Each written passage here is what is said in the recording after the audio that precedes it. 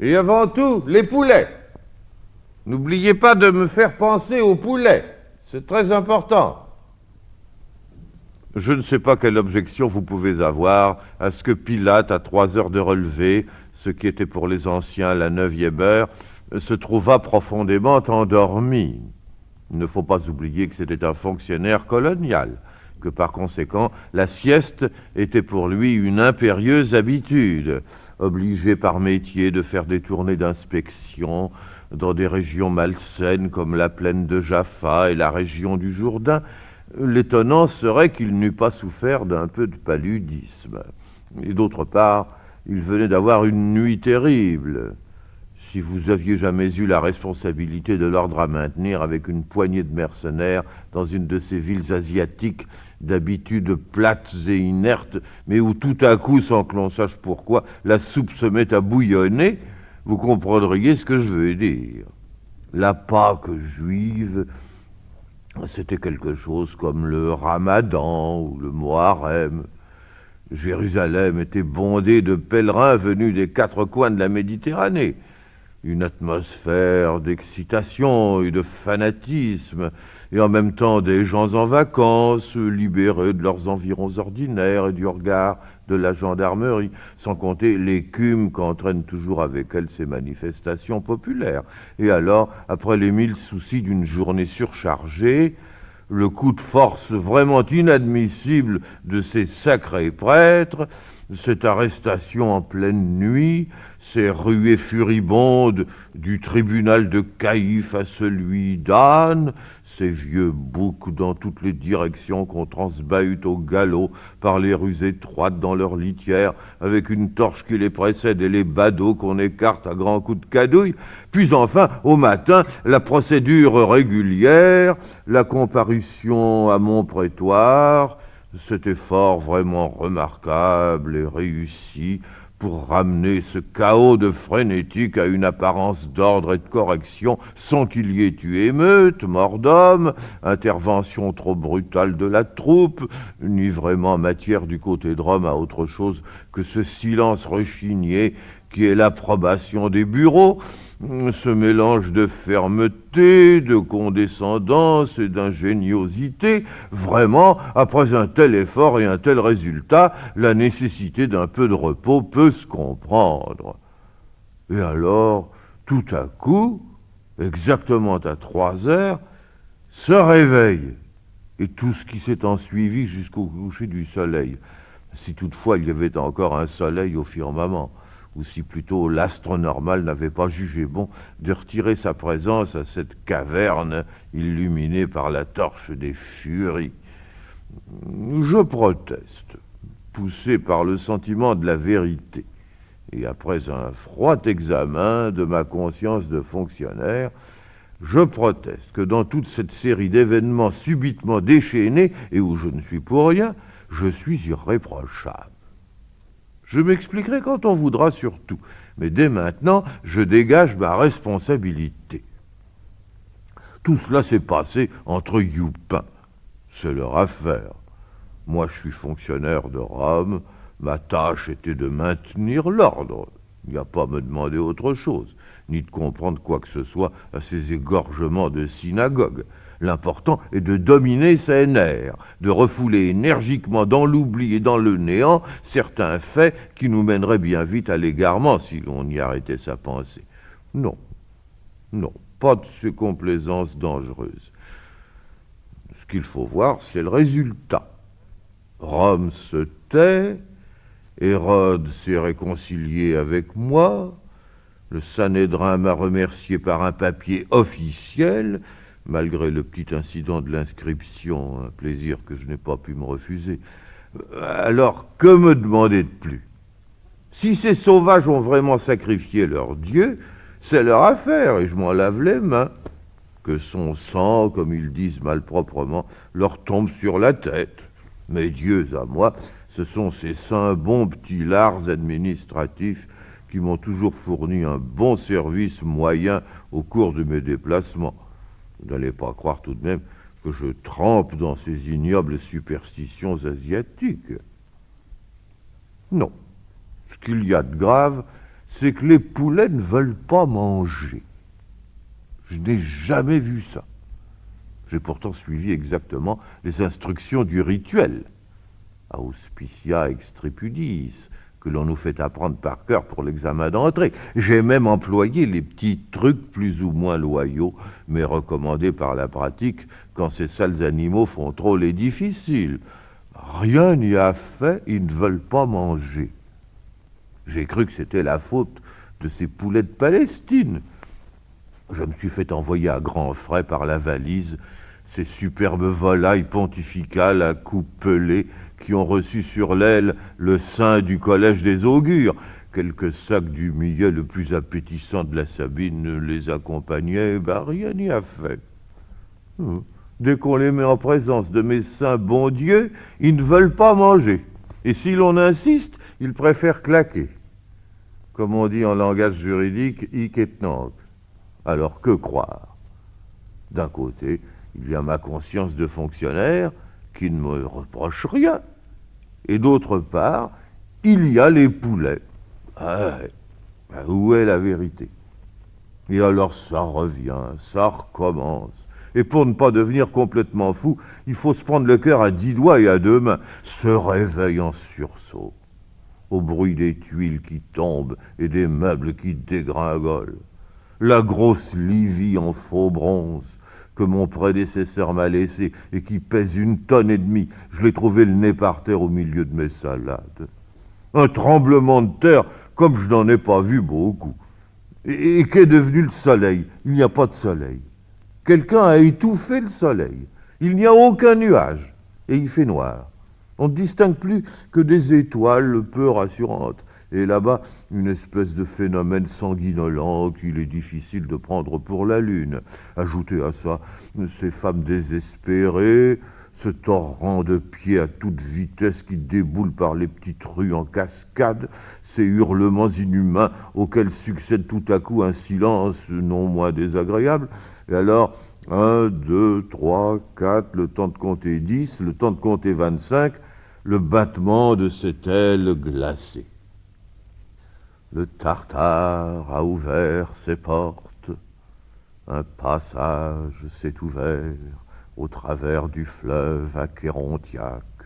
Vous ne comprenez pas ce que je veux dire, c'est aussi bien comme ça. Mais je vous engage à relire la petite pièce de vers que j'ai écrite à l'époque. Relisez-la.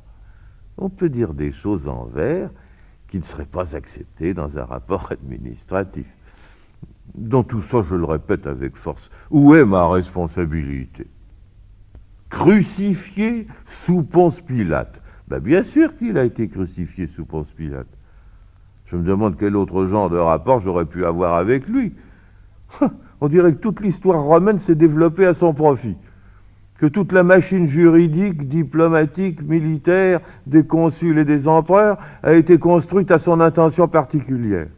Le moment venu, tout a fonctionné comme de soi-même. On aurait dit qu'on l'attendait, que chacun avait son rôle distribué et qu'il l'avait étudié jusque dans le moindre détail. J'ai à peine eu besoin d'intervenir. Le scénario, pour ainsi dire, me portait. Tout marchait dans la même direction, avec une autorité irrésistible. S'il y a quelqu'un qui ait gardé un peu de tête, c'est moi.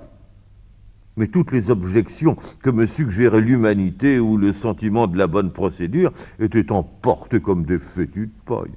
Par exemple, Barabbas, le fils à papa, comme l'appelaient mes jeunes attachés. Barabbas était une idée de génie.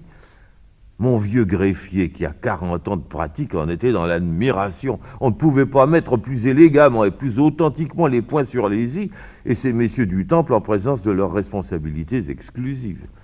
Les gredins l'ont bien compris, si vous aviez vu leur figure. Ils ont grincé des dents. L'épisode impromptu d'Hérode également a été assez heureux. Il fallait que chacun eût sa place dans la tragédie, que personne ne fût oublié. Après ça, mon rôle a été purement automatique. L'appareil pénal, une fois déclenché, fonctionnait comme de lui-même.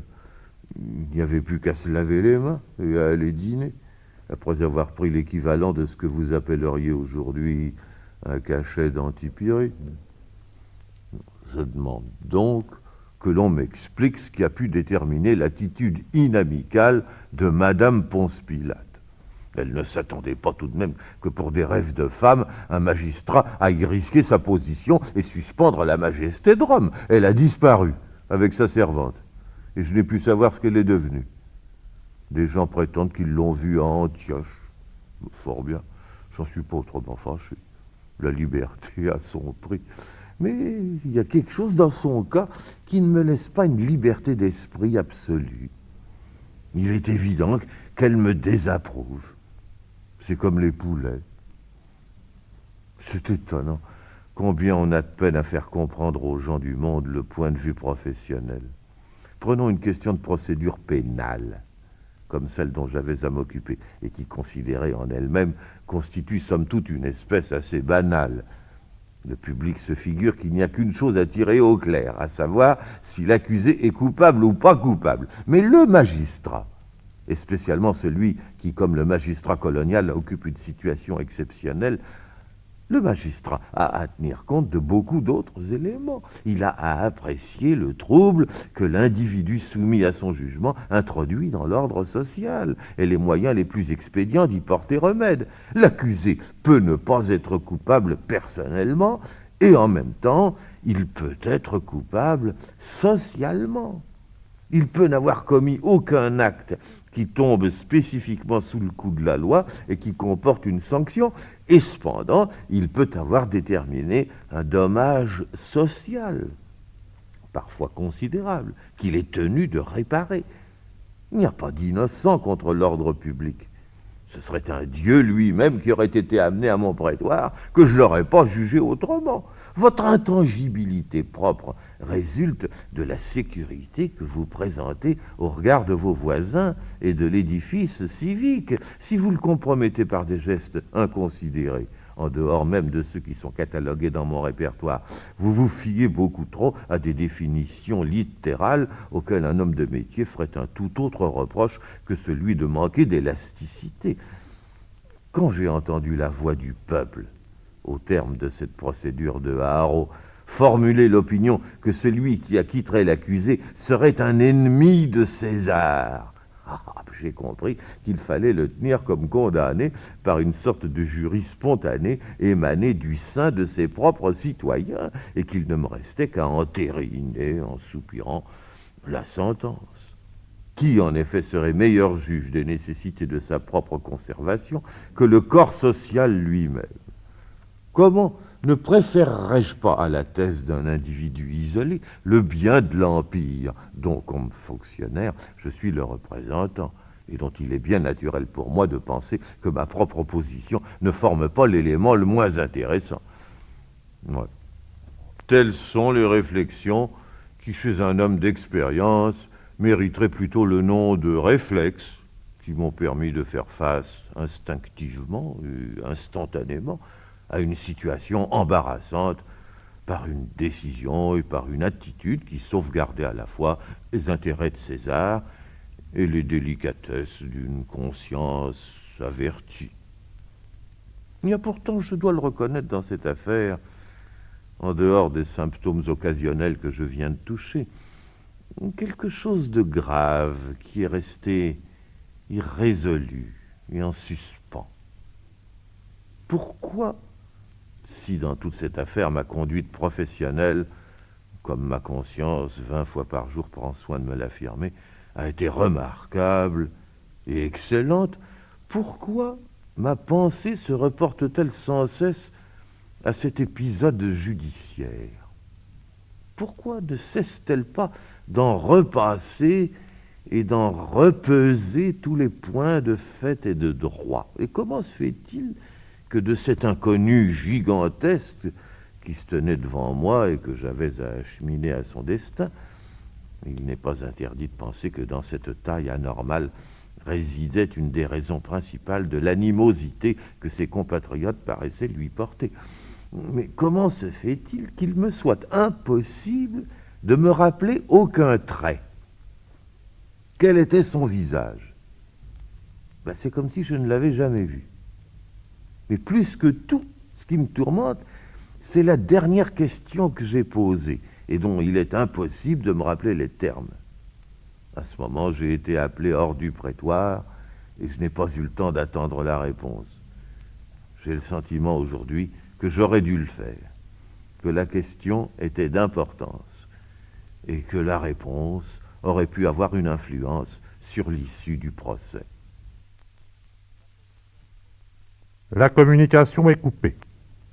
Mais, à la suite de ce filet de voix d'outre-tombe, rien ne vous empêche de laisser le récit continuer tout seul et comme par son propre poids, en lui-même. Qu'est-ce qui se passe? À quoi rêve-t-il quand il dort? Qu'est-ce qui se manigance dans les sous-sols? Quelle porte souterraine au fond des nuits d'insomnie écoute-t-il s'ouvrir? Quelle rumeur d'une foule en fureur qui arrive? Et tout à coup se tient devant lui cet accusé gigantesque dont il est impossible d'identifier le visage. Quelle sensation d'une civilisation qui s'écroule à la lueur d'un soleil voilé, précédant la reprise et la mise en marche une fois de plus de l'effrayant cortège. Et sans cesse dans son esprit, s'ajoutant, se superposant, s'insinuant, s'intercalant, s'attaquant, se confrontant, tournant l'une autour de l'autre, ces deux grandes paroles qui pour lui constituent le reliquat du procès. Voici l'homme. Qu'est-ce que la vérité? Voici l'homme. Qu'est-ce que la vérité? Voici l'homme. Voici l'homme. Qu'est-ce que la vérité? Qu'est-ce que la vérité?